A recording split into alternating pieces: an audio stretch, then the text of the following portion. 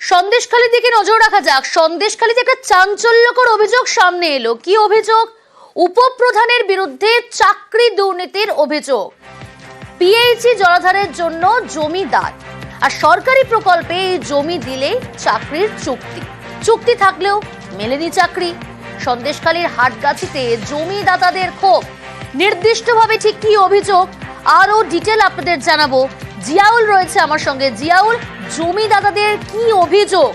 কতদিন আগে এই ঘটনা ঘটাচ্ছে, কতদিন ধরে এই ঘটনা ঘটাচ্ছে যেখানে পিএইচই প্রকল্পের নাম করে জলাধারের জন্য জমি দান এবং সরকারি প্রকল্পে জমি দিয়ে চাকরির চুক্তি? একদম দেখো, বছর চারেক আগেই চুক্তি হয়, অর্থাৎ জনস্বাস্থ্য দপ্তরের আধিকারিক জনস্বাস্থ্য দপ্তরের অধীনে অর্থাৎ পিএইচই যে জলধার প্রকল্প এবং এই যে জলধার প্রকল্পের যে রিজার্ভার, সেই রিজার্ভার তৈরি করতে গেলে জমিদাররা তারা 1 বিঘা জমি দেন, তার পরিবর্তে সেই পরিবার দুজন করে ব্যক্তি চাকরি পান, এমনটাই কিন্তু চুক্তিবদ্ধ হয়। কিন্তু এখানে দেখা যাচ্ছে হাটগাছা গ্রাম পঞ্চায়েতের অধীনে 2টি রিজার্ভার হয়েছে। সেই রিজার্ভারে যারা জমি দান করেছেন তাদের জমি দেওয়ার পরে চুক্তিবদ্ধ হয় 2জন চাকরি দেওয়ার, কিন্তু সেখানে দেখা যাচ্ছে 1জন করে চাকরি পাচ্ছে, অন্যজন চাকরি পাচ্ছে কে? ওই এলাকা অত হাটগাছা গ্রাম পঞ্চায়েতের যিনি উপপ্রধান রয়েছেন, তার আগে তিনি প্রধান ছিলেন, এখন তিনি উপপ্রধান। ফলে তার সঙ্গে হয়েছিল জিয়াউল, জমিদাতাদের সঙ্গে চুক্তি পিএইচই হয়েছিল তো?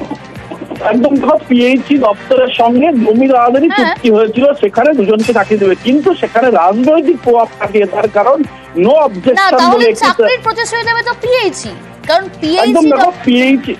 পিএইচই দপ্তর থেকে চাকরি দেওয়ার কথা হলেও পঞ্চায়েত থেকে একটি নো অবজেকশন বলে একটি ফর্ম সেখান থেকে দেওয়া হয় এবং সেখানে পঞ্চায়েতের একটা সক্রিয় ভূমিকা থাকে।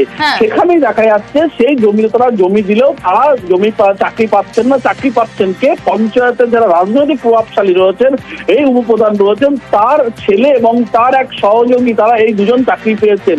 ফলে তারা বারংবার পিএইচই দপ্তরে গেছেন। পিএইচই দপ্তরে কিন্তু অভিযোগ শুনেছেন, একাধিক দপ্তরে অভিযোগ শুনেছেন, কিন্তু যারা চাকরি জমি তারাই চাকরি পাওয়ার কথা। কিন্তু কিভাবে এই পঞ্চায়েতের উপপ্রধানের ছেলে এবং তার একজন সহকারী চাকরি পেলেন তা নিয়েও কিন্তু পিএইচই দপ্তর স্পষ্ট করে মুখ খুলতে চাইছেন না এবং তারা খোঁজ নিয়ে দেখবেন এমনটাও কিন্তু জানিয়েছেন। কিন্তু যেভাবে এই চাকরি দেওয়ার নাম করে অন্যজন, অর্থাৎ চাকরি নিয়ে অন্য পঞ্চায়েতের উপপ্রধান তিনি রাজনৈতিক প্রকল্পে চাকরি নিজের নামে করে নিলেন, যা ইতিমধ্যে ক্ষোভ উঠতে শুরু করেছে। ইতিমধ্যে কিন্তু একাধিক দপ্তর, একাধিক কতদিন ধরে কাজ করছে উপপ্রধানের ছেলে?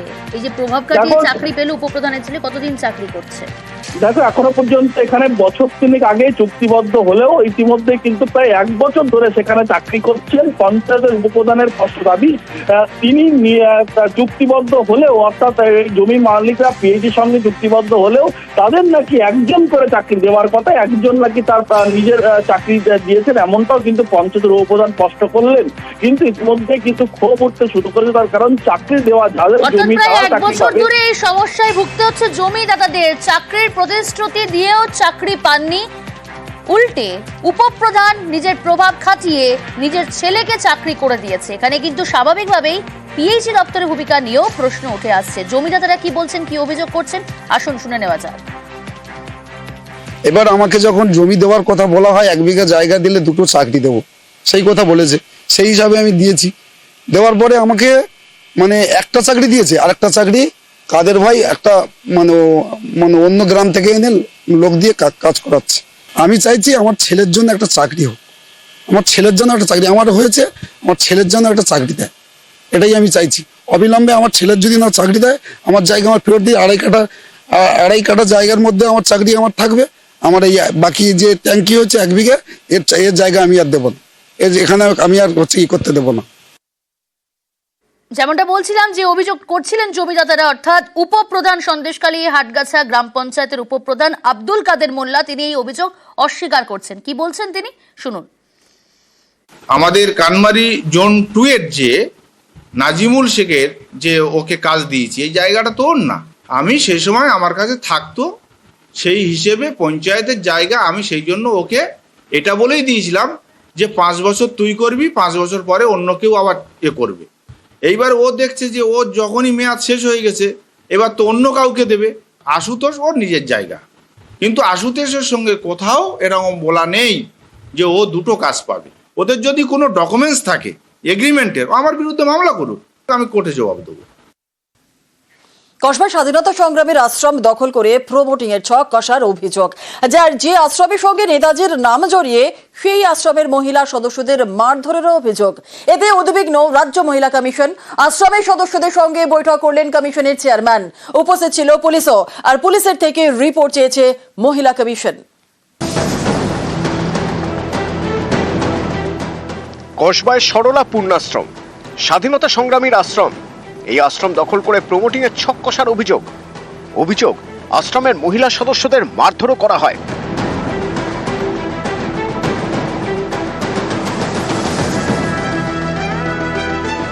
এই মর্মে এবছরই আশ্রম কর্তৃপক্ষ নালিশ জানায় রাজ্য মহিলা কমিশনে। বুধবার কমিশন ডেকে পাঠায় আশ্রমের মহিলাদের। তাদের সঙ্গে বৈঠক করেন কমিশনের চেয়ারম্যান।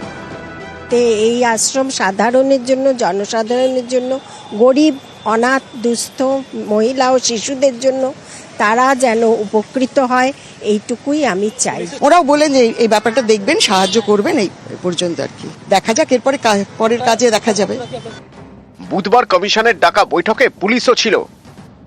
মানে পরে তাহলে কি ব্যবস্থা এখন নেওয়া হবে কোনো কিছু? মহিলা কমিশন তো বললাম নাকি মহিলা কমিশন দেখবেন। খানিকটা পার্ট এদের লিগাল আছে, সেখানটা আমরা কিছু করতে পারবো না, কিন্তু হ্যারাসমেন্টের অভিযোগ আছে। সেই জন্য আমরা রিপোর্ট চেয়ে পাঠিয়েছিলাম পুলিশের কাছে। আমরা তার ভিত্তিতে ওদের ডাকি, কমপ্লেনেন্টকেও ডাকি, এবং উভয় পক্ষ মুখোমুখি কথা বলার সুযোগ পান, শোনার সুযোগ পান। ওরা আমাদের জানাবেন বলেছেন আফটার এনকোয়ারি। আশ্রম কর্তৃপক্ষের দাবি, ভুয়ো নথি দেখিয়ে 2005 সালে আশ্রমের নামে কমিটিও তৈরি করা হয়।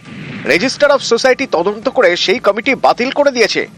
সরকারি দপ্তরে তারা জালিয়াতি করে অডিট রিপোর্ট থেকে ফলস কমিটি গঠন করে সমস্ত কাগজপত্র জমা দিয়েছে। রেজিস্ট্রেশনের জন্য ওরা যে অ্যাপ্লিকেশন করেছিল সেই অ্যাপ্লিকেশন বাতিল করে দিয়েছে। 1929 সালে হিন্দু বিধবাদের জন্য আশ্রম তৈরি করেন বেণীমাধব দাস। বেণীমাধব দাস ছিলেন নেতাজি সুভাষচন্দ্র বসুর শিক্ষক। তিনি বাড়িতেই আশ্রম চালু করেন। তারপর সুভাষচন্দ্র বসুর উদ্যোগে কসবায় আশ্রমের জন্য জমি পান। আশ্রম দেখাশোনা করতেন বেণীমাধব সরলার 2 মেয়ে কল্যাণী এবং বীণা। বীণা দাস ছিলেন স্বাধীনতা সংগ্রামী। এই আশ্রমই দখলের অভিযোগ ওঠে স্বেচ্ছাসেবী সংস্থার বিরুদ্ধে। আশ্রমের সদস্যদের মারধরেরও অভিযোগ ওঠে। এ নিয়েই কসবা থানার পুলিশের থেকে রিপোর্ট চেয়েছে রাজ্য মহিলা কমিশন। ক্যামেরায় মনোজ কুমারের সঙ্গে অনুপ চক্রবর্তী, নিউজ 18 বাংলা।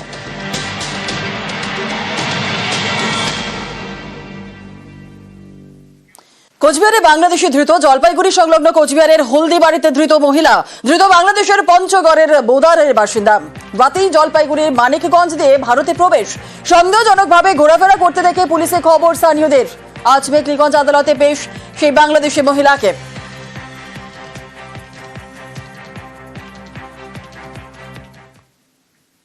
112 দিন জেলা জুড়ে হাতির দাপট।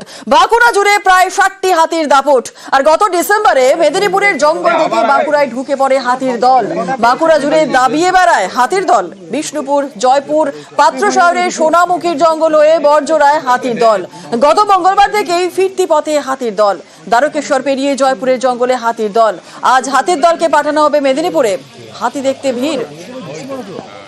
19 ডিসেম্বর 2024 সাল মেদিনীপুরের জঙ্গল থেকে আমাদের পাঞ্চেতে বাঁকুড়া বন বিভাগে ওরা প্রবেশ করে। প্রায় 60 থেকে 62টা হাতি। আর দীর্ঘ 112 দিন পর কালকে আবার বেলেতর বড়জোড়া হয়ে আমাদের পাঞ্চেতে এখন এই মুহূর্তে অবস্থান করছে। হাতিগুলো একদিন বড়জোড়া বেলেতরে জঙ্গলই ছিল, পর্যবেক্ষণ ছিল না, কোনো ক্ষয়ক্ষতি হয়নি। এখন আমাদের বিষ্ণুপুরের পাঞ্চেত ডিভিশন বিষ্ণুপুরে আমরা যাচ্ছি প্রায় 62টা।